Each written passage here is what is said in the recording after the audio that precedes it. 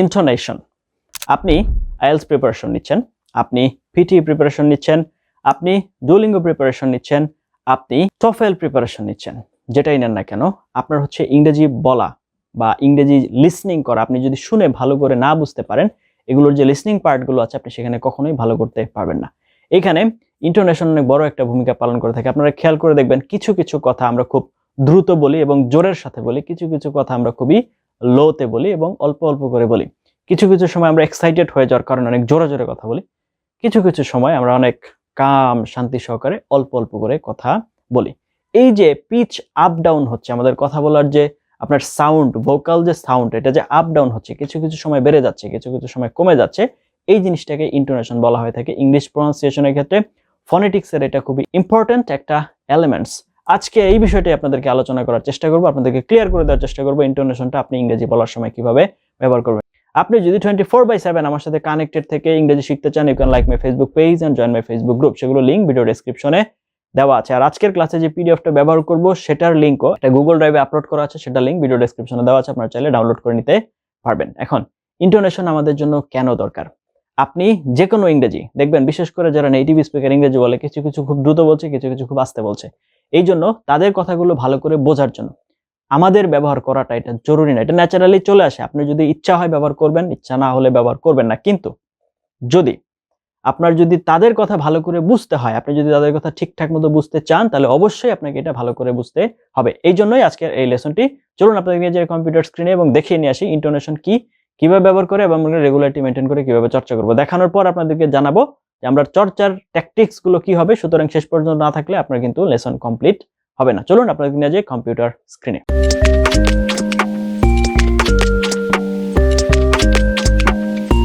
তো চলে আসলাম আমরা কম্পিউটার স্ক্রিনে। আজকে আমরা যে বিষয়টি নিয়ে আলোচনা করব সেটি হচ্ছে intonation. The aim of all speech is to send the message loud and clear through various means. যে কোনো বাক্যের বা যে কোনো শব্দের প্রধান উদ্দেশ্যই হচ্ছে আপনার ইনফরমেশনটাকে সঠিকভাবে পৌঁছানো, like stress and rhythm. Intonation is also a means of conveying the message, মেসেজকে পাঠানোর। When we speak, the pitch of our voice keeps on changing. তো এই পিচকে যদি আমি বোঝাই, তাহলে আমাদের কথা বলার যে আপনার হচ্ছে দ্রুততা, কিছু কিছু ক্ষেত্রে ফাস্ট হয়ে যাচ্ছে, কিছু কিছু ক্ষেত্রে হালকা হয়ে যাচ্ছে, ভারী হয়ে যাচ্ছে। Sometimes it goes up or high and sometimes it goes down or low. This change in speech is not totally aimless or without any purpose. এটা কোনো কারণ ছাড়া হয় না। It is called intonation. Example দেখি আমরা। আপনি যদি আপনার ছোট ভাইটিকে জিজ্ঞেস করেন তুমি কি খেয়েছো, তাহলে সে উত্তর দিবে তুমি কি খেয়েছো। তাহলে আমরা হচ্ছে এটার উপরে জোর দিলাম, তাহলে সে উত্তর দিবে হ্যাঁ অথবা না বলে। কারণ আপনি আপনার বাক্যের শেষ শব্দটির সাউন্ড উপরে উঠে গিয়েছে। তুমি কি খেয়েছো, খেয়েছো এখানে জোর দিয়েছেন বেশি। আবার আপনি যদি প্রশ্ন করেন তুমি কি খেয়েছো, এই কি এর উপরে জোর বেশি দেন, তাহলে সে উত্তর দিবে ভাত অথবা রুটি খেয়েছি। এক্ষেত্রে আপনার বাক্যের শেষ শব্দটির সাউন্ড নিচে নেমে গিয়েছে। ঠিক তেমনি ইংরেজিতে have you eaten, yes or no. What have you eaten. Sorry কথাটিকে আপনি দুইভাবে বলতে পারেন। সরি, আপনি দুঃখ প্রকাশ করলেন, কিন্তু sorry I haven't understand, again please, এভাবেও প্রকাশ করতে পারেন। তাহলে টাইপস অফ ইন্টোনেশন। ইন্টোনেশন দুই প্রকার, এক হচ্ছে আপওয়ার্ড আর একটা হচ্ছে ডাউনওয়ার্ড। তাহলে ক্যারেক্টারিস্টিক্স আপওয়ার্ড কখন? যখন আপনি কোনো কিছু নিয়ে দ্বিধায় থাকেন, হেজিটেশনে থাকেন, যখন কোনো কিছু নিয়ে সন্দেহ থাকে, ডাউট থাকে, যখন কোনো বিষয় নিয়ে আপনি অনিশ্চিত থাকেন, তখন আপওয়ার্ড হয়ে যায়।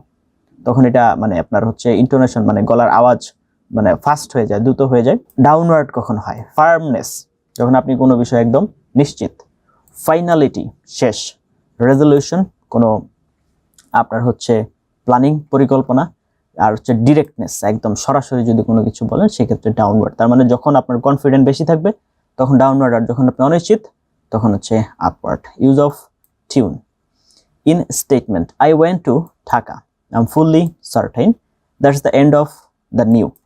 Okay, in command, pull the chair, don't talk, operate the computer, go ahead.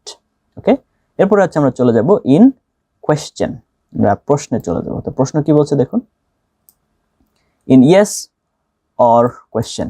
Okay, in yes no question, yes no question. Are you busy, is it expensive, is the class over.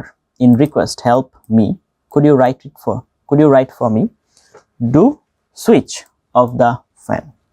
In any utterance, whether or not it has the grammatical form of a questions. Okay, যে কোনো ধরনের কথা কিন্তু যদি সেটা গ্রামারে হয়ও নাও হতে পারে। Near Pallavi, do you live near Pallavi, এটা হচ্ছে আমাদের গ্রামারের সঠিক কোয়েশ্চেন, কিন্তু আমরা এভাবে জিজ্ঞেস করতে পারি near Pallavi, you like it, do you like it, you are Reza, are you Reza. তার মানে এই যে ডান পাশের গুলো হচ্ছে আমাদের গ্রামাটিক্যালি সঠিক, কিন্তু এই পাশের গুলো আমরা আমাদের রেগুলার লাইফে ব্যবহার করতে পারি।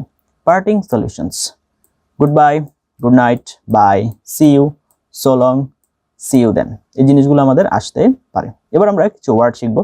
Tools and instruments, saw, scissors, axe, razor, knife, needle, key, lock, tool, instrument, plow, hammer. Okay, তাহলে এই ওয়ার্ডগুলো আমরা হচ্ছে উচ্চারণ করা শিখবো। তারপরে আরো কিছু ওয়ার্ড আছে, দেখুন আমরা দেখছি, সেটা হচ্ছে আনসার, আর্গুমেন্ট, আর্কিওলজি, তারপর হচ্ছে archbishop and ask, arm, arms, army, artful, artist, argue, after, article, artificial, এরপর হচ্ছে all, almighty, ওকে, হচ্ছে almost, already, also, alter, alternative, although, always, audible, audience and audio, age, able, agent, aid, aim, asexual, amiable, ancient, ale, April, ain't.